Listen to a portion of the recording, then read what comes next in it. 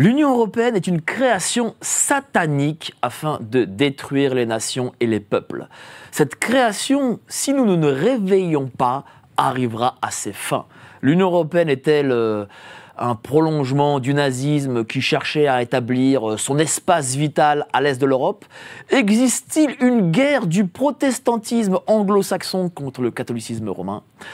Peut-on parler d'un empire Loubavitch? À ces questions répondra Pierre Hilard, docteur en sciences politiques. Vous êtes sur Géopolitique Profonde. C'est parti!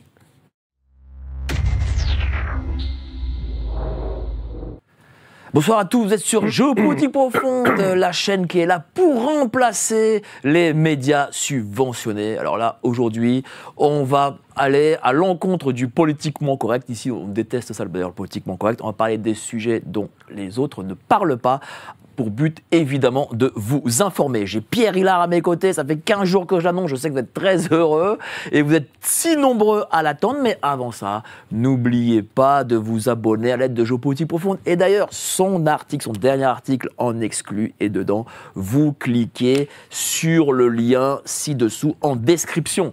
Bonjour, cher Pierre. Bonsoir. Là, pour le coup, sur cet article, vous êtes allé très fort. Hein. J'ai simplement exposé les faits. Oui, mais bon, les faits, on les expose pas trop aujourd'hui, en 2024. Hein. Vous connaissez la phrase de Jean Lafontaine, l'homme est de feu au mensonge, mais de glace à la vérité. Et Jean Lafontaine est très moderne. Donc en fait, j'ai voulu expliquer la construction européenne, ses origines profondes, c'est-à-dire une vision supranationale qui était déjà annoncée par des penseurs et qui va prendre son élan au cours des siècles. Et en particulier, j'ai souligné le rôle particulièrement important de l'Allemagne, des Allemagnes, parce qu'il y a eu des pensées différentes entre la Prusse et l'Autriche, des Habsbourg au XIXe siècle. Et puis les choses se sont accélérées. Vous avez eu les événements de la Seconde Guerre mondiale. Et bien déjà, au lendemain de la Première Guerre mondiale, vous avez eu des volontés d'unifier l'Europe, avec par exemple déjà la Pan-Europe, qui est un institut créé dans les années 1920 par Richard de Coudenhove-Kalergi, et qui était particulièrement lié à Aristide Briand, qui était président d'honneur de la Pan-Europe, et qui en 1929 prononcera un discours à la SDN pour dire qu'il fallait créer une sorte de lien fédéral, donc en fait supranational. Puis vous avez la crise de 29 qui a brouillé les pistes. Ne parlons pas de l'arrivée d'Hitler qui, en 1933, voulait une Allemagne imposant sa férule, donc le Saint-Empire germanique. Voilà, mais une vision musclée. Mais les Anglo-Saxons n'ont jamais voulu. En fait, les Anglo-Saxons sont peut-être favorables à la construction européenne, mais à condition que cela se fasse sous leur direction. Et donc, en fait, la Seconde Guerre mondiale a littéralement cassé l'Europe. Hein, ça, je n'apprends rien, avec l'Union soviétique d'un côté et puis le monde anglo-saxon. Et j'ai montré que, finalement, les textes de la CE, et ensuite l'Union européenne, de la construction européenne, tout ce qui a trait à la régionalisation, coopération transfrontalière, etc., et les principaux instituts européens étaient en fait officiellement européens, mais en fait allemands. Et que le lancement d'une Europe, je cite, à structure fédérale, ça a été lancé par le gouvernement allemand et les Länder, donc Bavière, Bade-Württemberg, etc., en 1987. Et depuis cette époque, on voit une Europe qui acquiert de plus en plus de pouvoir au niveau de Bruxelles, Francfort, la monnaie, l'euro évidemment. Je rappelle que déjà en 1966, Richard de Coudenhove-Kalergi avait invité Giscard d'Estaing pour un congrès pan-européen et ce dernier avait parlé de la mise en place d'une monnaie unique. Donc on voit, l'histoire est ancienne. Et là, avec ce qui se passe actuellement avec Michel Barnier, alors Michel Barnier est un européiste convaincu, et je rappelle que Michel Barnier a fait partie, pendant de nombreuses années, de la Pan-Europe France, au même titre que Jacques Chirac, Hélène Carrère d'Ancos, Alain Juppé, Philippe Seguin. Ou Raymond Philippe Seguin aussi. Ouais, Philippe Seguin. Vous avez les annexes 1 et 2 de mon livre des origines du mondialisme aux éditions Culture et Racines. Et là, on a eu la nomination pour les affaires européennes d'un certain Benjamin Haddad. Et Benjamin Haddad, c'est un européiste et atlantiste convaincu. Il a travaillé au sein de l'Atlantic Council, autant vous dire.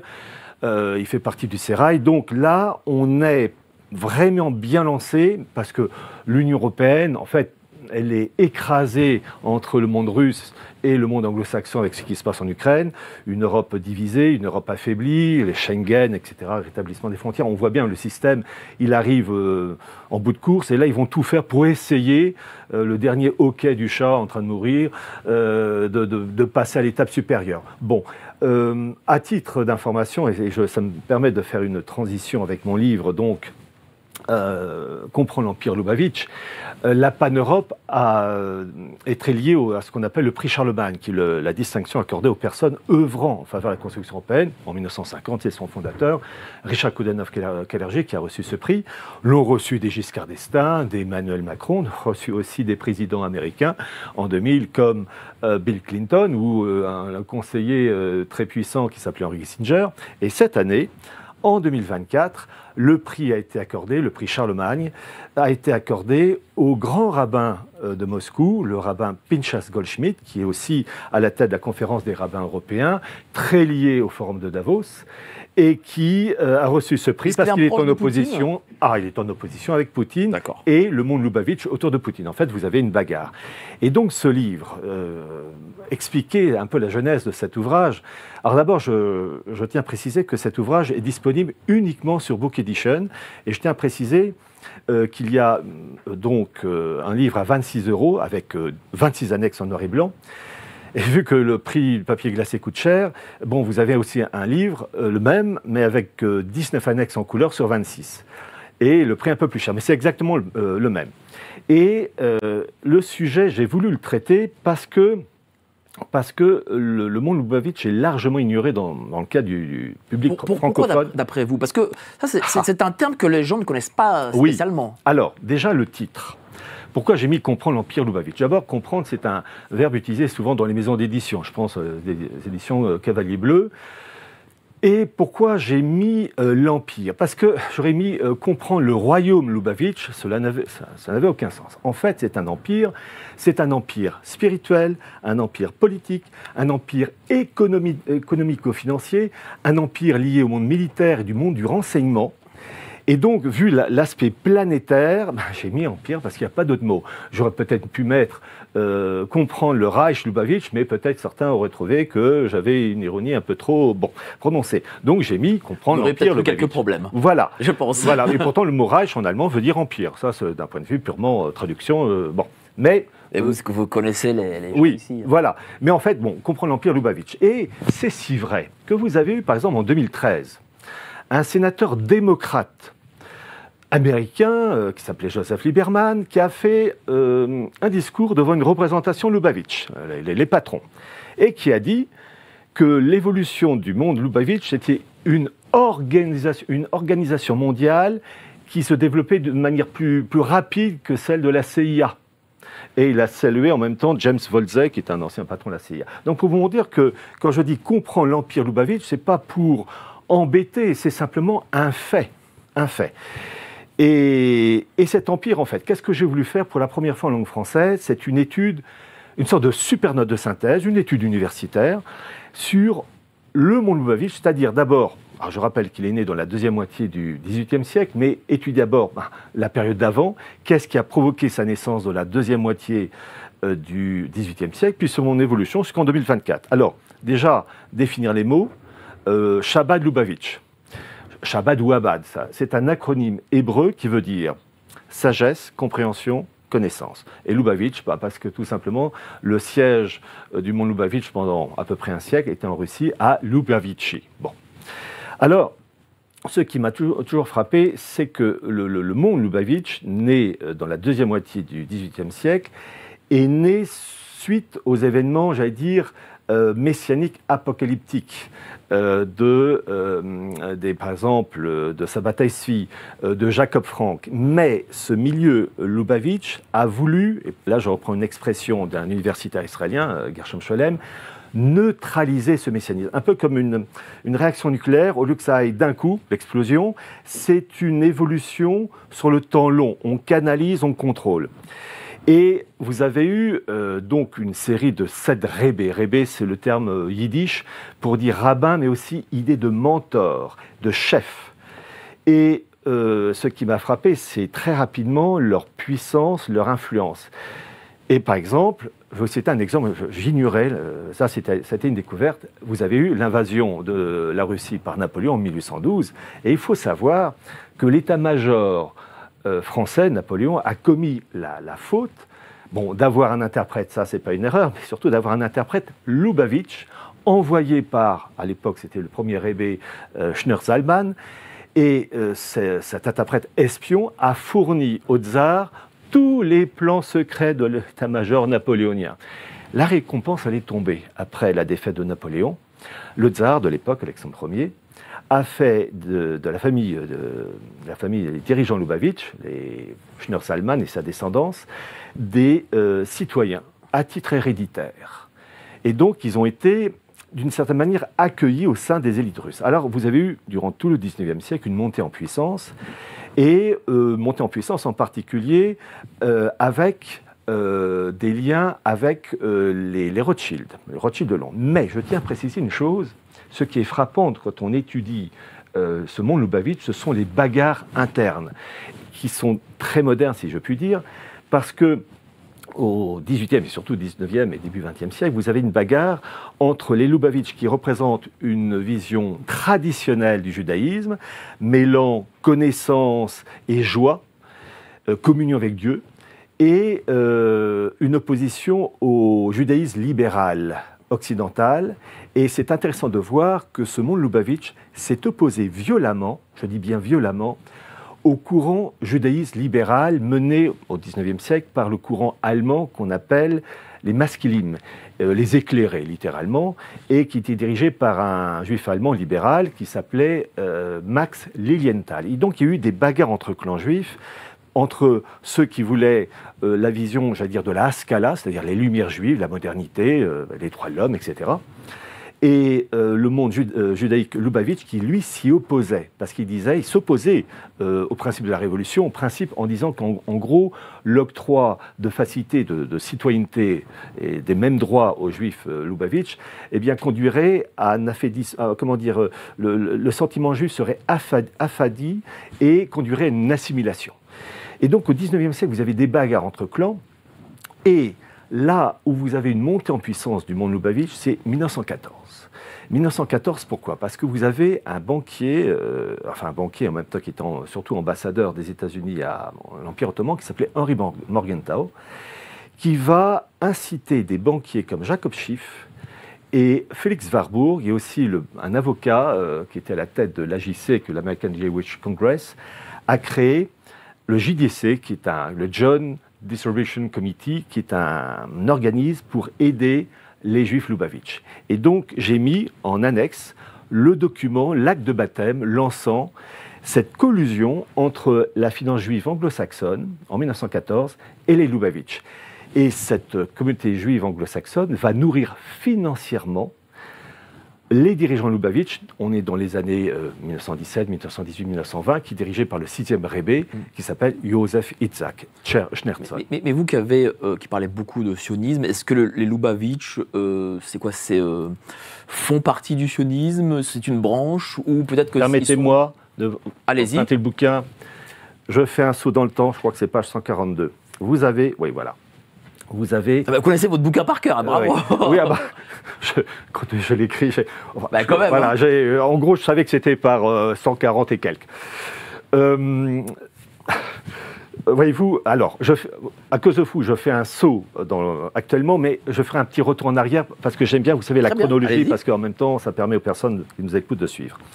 Vous avez, j'ai lu, je me suis intéressé aux écrits d'un conseiller israélien qui s'appelait, il est mort il y a peu de temps, Yehuda Avner, qui a été le conseiller de plusieurs premiers ministres israéliens, Eshkol, Golda Meir, Begin, Yitzhak Rabin et aussi Shimon Peres. Il a été aussi ambassadeur d'Israël au Royaume-Uni et en Australie. Donc vraiment un homme extrêmement puissant. Il a écrit un bouquin très intéressant et il parle du rabbin Schneerson, Menachem Mendel Schneerson, 1902-1994, qui est un personnage hors norme, par l'intelligence, l'érudition, les connaissances, peu importe qu'on soit d'accord ou pas avec ce qu'il a fait, j'en parlerai rapidement, il a joué un rôle capital dans le développement du monde Lubavitch. Et Yehuda Avner, a rencontré très souvent à New York, parce que le siège des Lubavitch, qui était à l'origine en Russie, a migré en 1927 à Riga en Lettonie, puis ensuite en Pologne en 1939, et là, enfin non, un peu avant 1939, et ensuite à New York. J'essaierai rapidement pour l'année 1939 vous raconter une anecdote ô combien révélatrice et extraordinaire, inédite. vous avez eu ce Yehuda Avner, qui a rencontré très souvent le rabbin Schneerson, et qui, alors, émerveillé, ça je vous dis d'avance, les hommes politiques israéliens, peu importe leurs idées politiques, les dirigeants du Mossad qui rendent visite au rabbin Schneerson sont tous émerveillés par l'intelligence et l'acuité du personnage. Je cite les propos de Yehuda Avner, qui dit, je cite, « Je ne lui ai jamais demandé pourquoi, parce que j'avais l'impression qu'il vivait sur un tout autre plan, un plan profondément mystique, auquel je ne pourrais jamais aspirer, simple diplomate. Le rabbi de Lubavitch était un théologien, pas un sioniste politique. Mais si le sionisme est une dévotion inconditionnelle et passionnée à la terre d'Israël, à sa sécurité, à son bien-être, alors le rabbin Menahem Mendel Schneerson était un sioniste fanatique. » Et en fait, il faut bien comprendre, et après je ferai un petit retour en arrière pour rétablir la chronologie, pour comprendre la politique des Lubavitch à l'égard d'Israël, il y a actuellement avec ce qui se passe avec Netanyahou, etc., il faut connaître ce qu'on appelle le code de la loi juive, qui consiste à respecter l'intégrité de la terre d'Israël, inséparable de l'intégrité de la Torah, la loi. Et que si on lâche un morceau de la terre biblique d'Israël, Cisjordanie, c'est-à-dire Judée-Samarie, Gaza, etc., eh bien, ça se répercute sur la Torah et donc ça se répercute tôt ou tard sur l'avenir du peuple juif. Donc, intégrité de la terre d'Israël est inséparable de l'intégrité de la Torah. Et je fais un petit retour en arrière. Dans les années 20, vous avez eu le mouvement Lubavitch, dirigé par le 6e Rebbe, Yosef Yitzhak Schneerson, qui était financé par les grandes puissances financières juives anglo-saxonnes, je vous dis Félix Warburg, et qui était le patron de la JTC, donc Jewish Distribution Committee, et qui faisait partie aussi de l'agent juif qui a été créé en 1929 et qui a été le pré-gouvernement de l'État d'Israël, qui est né en 1948. Et au sein de l'agent juif, outre ce Félix Warburg, vous aviez aussi Chaim Weizmann, qui était le premier président de l'État d'Israël, un certain Albert Einstein, vous aviez aussi Léon Blum qui, en 1936, à l'arrivée au pouvoir, donc Front Populaire, a fait venir le service d'espionnage de la Haganah de Londres à Paris, et vous aviez aussi un certain Zalman Shazar, qui est devenu, quelques années plus tard, un Lubavitch convaincu et grand ami du rabbin Schneerson, et qui est devenu quelques années plus tard le président de l'État d'Israël de 1963 à 1973. Donc en fait, il y a eu vraiment des liens très profonds entre la direction politique israélienne et le rabbin Schneerson.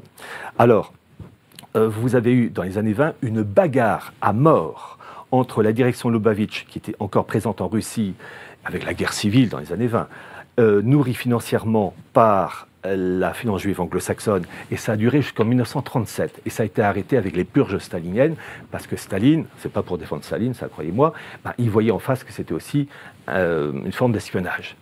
Mais ce qu'il faut savoir, je me suis entre autres appuyé sur des travaux d'universitaires israéliens et américains, c'est que vous avez une bagarre donc entre les Lubavitch russes et la branche bolchevique, et au sein de la branche bolchevique, vous aviez une section juive qui s'appelle, alors le mot n'est jamais facile, pas facile à prononcer, ce sont les Evseksia, dirigés par Sémion Dimonstein, et d'ailleurs Alexandre Solzhenitsyn en parle dans son livre 2 siècles ensemble, et ce Sémion Dimonstein va mener une guerre à mort et sanglante contre les Lubavitch de Russie. Ce Sémion Dimonstein, Mike, était un ancien rabbin Lubavitch, qui donc connaissait la mentalité de son milieu, et ce Sémion Dimonstein a été à un moment donné arrêté et condamné à mort par Zakharovsky, un autre juif bolchevique. Donc en fait des bagarres à mort. Et en raison de cette guerre, le rabbi, donc le 6e Yosef Yitzhak, va partir de Russie, s'installer à Riga en 1927, puis ensuite il s'installe dans les années 30 à Varsovie. Il fera auparavant un saut aux États-Unis, où il passera à peu près 10 mois aux États-Unis. Il rendra visite en 1929 au président américain Hoover. Donc vous voyez, bon. Donc déjà, il y a une préparation de l'implantation du monde Lubavitch vers les États-Unis. La guerre de 1939 arrive, et là, je vais vous balancer une information. Septembre 1939, la Pologne est attaquée et occupée par l'Allemagne nazie. Vous avez aussi l'intervention de l'Union soviétique. Et vous avez le rabbin Schneerson, lui, sa famille, ses collaborateurs, qui sont coincés, pris comme des rats, à Varsovie. Et là, vous allez avoir les élites dirigeantes américaines, juives américaines, alors je cite les noms, etc., qui font se démener pour l'exfiltrer, lui, sa famille, ses collaborateurs.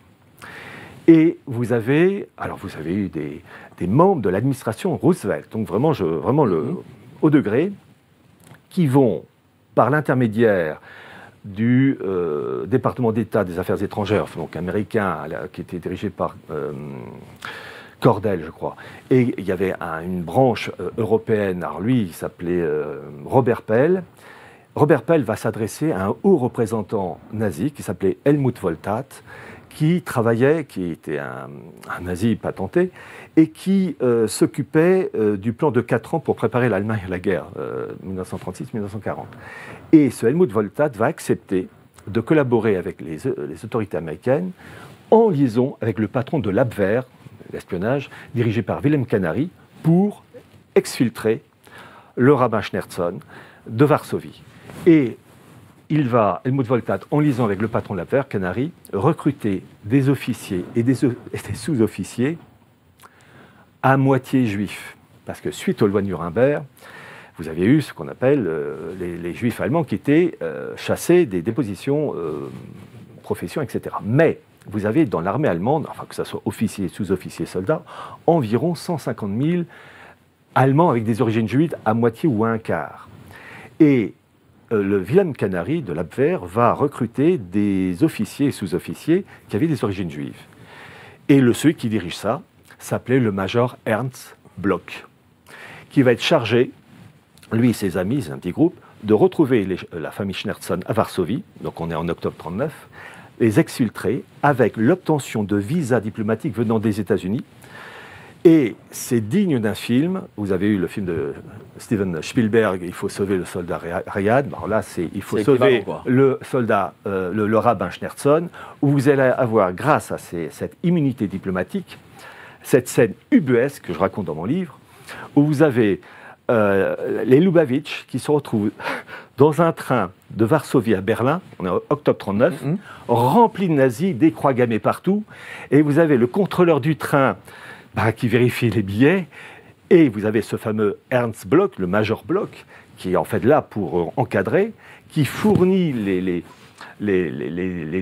documents, l'immunité diplomatique, et la tête du contrôleur qui voit ces juifs Lubavitch qui devaient trembler, on peut les comprendre, parce que noyés dans un milieu nazi, qui arrivent, ça se passerait bien, ils arrivent à Berlin, une gare de Berlin avec des drapeaux croix gammées, et ce bloc réussit à les exfiltrer vers la Lettonie, puis ensuite Stockholm, bateau, et en 1940, parce que ça a traîné sur plusieurs mois, le rabbin Schneerson, le 6e, lui et son équipe ont pu s'installer à New York et créer la capitale au 770 Eastern Parkway, Brooklyn, New York. Alerte Info. Géopolitique profonde prend sa place dans le paysage médiatique français. Bonsoir à tous, vous êtes sur Géopolitique profonde, la chaîne qui est là pour remplacer les médias subventionnés. On investit maintenant la rue et on veut vous entendre. Le gouvernement de M. Macron nous a obligés et nous a enfermés chez nous. Mais on a besoin de votre soutien. Alors cliquez sur le bouton j'aime pour nous soutenir.